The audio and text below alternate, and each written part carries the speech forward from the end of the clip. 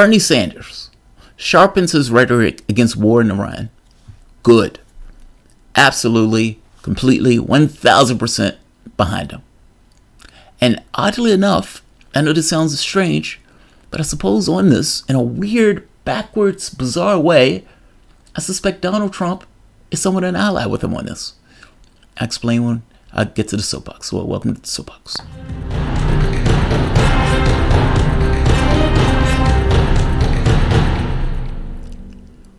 My name is Jamarl Thomas. This is Progressive Soapbox. And guys, if you enjoy this content, you find yourself coming back here often, please consider supporting this content through PayPal or Patreon. Every video that I've done today has been demonetized. I am serious. I think there's one that might have eked through, which is the one, oddly enough, that probably should have been monetized. Nevertheless, let's do the news. Bernie Sanders, his rhetoric against the war in Iran has gotten sharper. Now, when I do the show, nothing else. There is nothing else more important to me on the show, and there is no more clarity of thought and focus than on issues of war. And so this is music to my ears. Now, what I mean when I say Donald Trump, he may have an ally on this with Trump. If you notice, when Donald Trump was asked by the press with this, he makes the point of saying it probably was a mistake. The person who did it was quote unquote loose and stupid. And the last thing I read on it, that he welcomed congressional leaders to talk about the particular issue. It doesn't necessarily seem that he wants to go headlong into a strike, because I strongly suspect that Donald Trump doesn't want a military conflict. He's made the point that many of his people, particularly John Bolton, was trying to embroil him into a conflict. He even made the point that said there are people out there, part of the military-industrial complex, that like this thing of war, getting across this point that he is not necessarily one of them. I think he might have wanted to squeeze, but I don't necessarily think he wants to get involved in a larger conflict, because to some degree he bet his presidency on this notion of, I'm not the guy that gets you into wars, I'm the guy that gets you out of wars. By the same token, a brinksmanship has consequences, and some of those consequences go beyond what the president wants. Sanders has gotten more strident.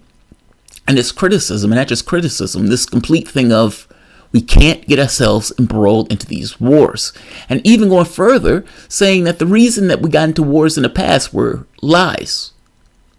What's the implication of that when we're talking about current scenarios? Let's hear one Mr. Independent Senator from Vermont, running in the Democratic primary as a Democrat, one Mr. Bernie Sanders.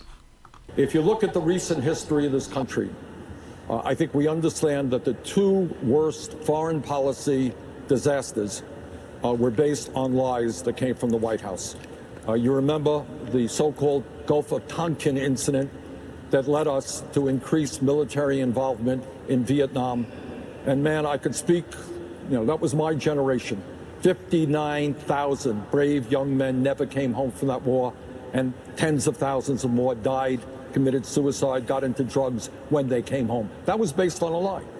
And then you look recently at the war in Iraq, which I vigorously opposed because I did not believe Cheney, and I did not believe John Bolton, and I did not believe the Bush administration, again, based on a lie that Saddam Hussein in Iraq had weapons of mass destruction.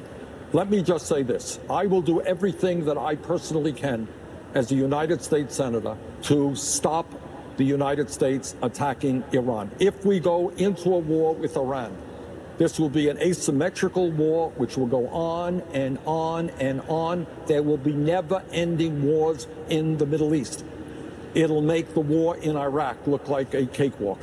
So we have got to do everything we can to bring the antagonist, Saudi Arabia, which is a brutal dictatorship, together with Iran. Bring them together, use the power of the United States to work out a diplomatic solution, not a military solution.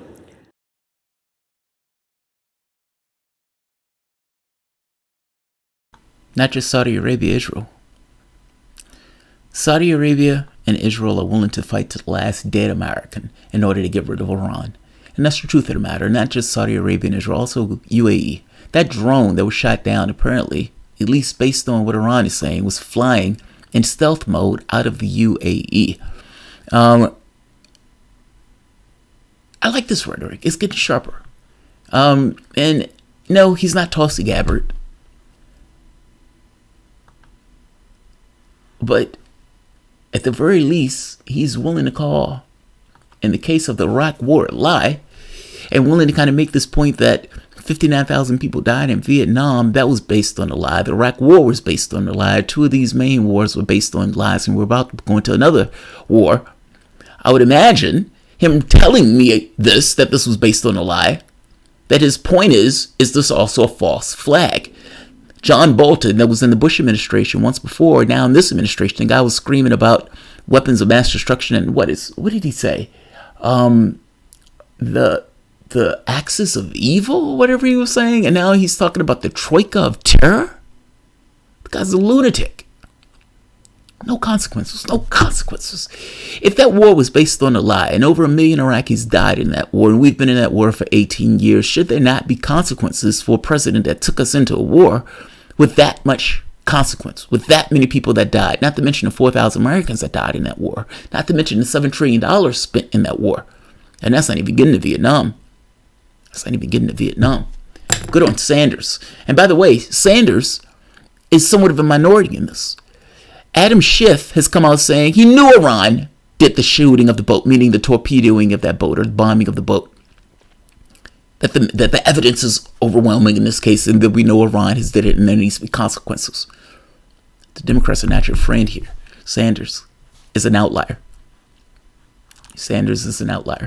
And yeah, you can't take Israel off the table in that, Sanders. It's not just Saudi Arabia.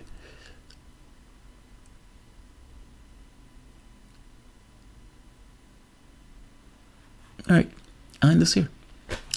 If you guys enjoy the content, please feel free to, Adam Schiff. 0 for 2. I know, right? 0 for 2. And that's the wild part. You start off with a situation where Adam Schiff screams that there was Russian collusion and everything else, and that Donald Trump was guilty. He knew Donald Trump was guilty. They were just going to be a matter of time before Mueller comes out with that information, etc., etc. And it was a conspiracy theory. And the same administration that lies as easily as they do breathe and that amped up assaults against Iran from the day that they got in office, he believes that. Full bore. How can you be this comically incompetent? Donald Trump lies that often, and Donald Trump comes out with saying Iran did X. He's been amping up and escalating against Iran. Iran did X. He believes that part because Donald Trump said it. But in the case of the Russian stuff, he totally believes Donald Trump is guilty on that front. I guess my point is this. In one case, he's believing Donald Trump for something he probably shouldn't just take Donald Trump's word for. And in the other case, without all that much evidence on something, I would push, probably for political reasons, is trying to say that Donald Trump is guilty of working with the Russians. And again, I guess there's not much evidence for that one either. But yeah, Schiff should lose his job. And that's putting it nicely. All right, I will end this here. If you guys enjoyed the content, please feel free to share, like, subscribe. You can always support through PayPal or Patreon. Thanks all.